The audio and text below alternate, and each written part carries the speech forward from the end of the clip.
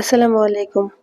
সুপ্রিয় দর্শক, আমরা কি সবাই জানি যে যেসব মানুষদের হজ করতে যাবার সামর্থ্য নেই, তাদের জন্য শুক্রবার দিনটা হজের দিন হিসেবে ধরা হয়? এবং যে ব্যক্তি শুক্রবার আগে গোসল করে মসজিদে জুম্মার নামাজ পড়ার উদ্দেশ্যে রওনা দেয়, তার জন্য একটি উট কুরবানির সওয়াব লেখা হয় এবং তারপরে যে আসে তার জন্য একটি গরু কোরবানির সওয়াব লেখা হয়। তারপরে যে আসে তার জন্য খাসি, তারপরে যে আসে তার জন্য মুরগি। এভাবে আস্তে আস্তে সওয়াবের ধাপটা কমতে শুরু করে এবং ফেরেশতারা ততক্ষণ পর্যন্ত এই সওয়াবের হিসাবটা লিখতে থাকে যতক্ষণ না ইমাম সাহেব খুতবা শুরু করে।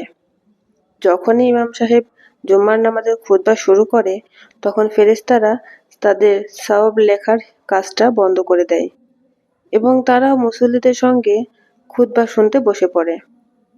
সুতরাং আপনারা কি বুঝতে পারছেন যে এই জুমার দিনটা আমাদের জন্য কতটা গুরুত্বপূর্ণ? সুতরাং আমার প্রিয় ভাইয়েরা, যারা এখনো বসে বাসায় সময় নষ্ট করছেন, তারা দ্রুত গোসল সেরে নামাজে চলে যান। আল্লাহ হাফেজ।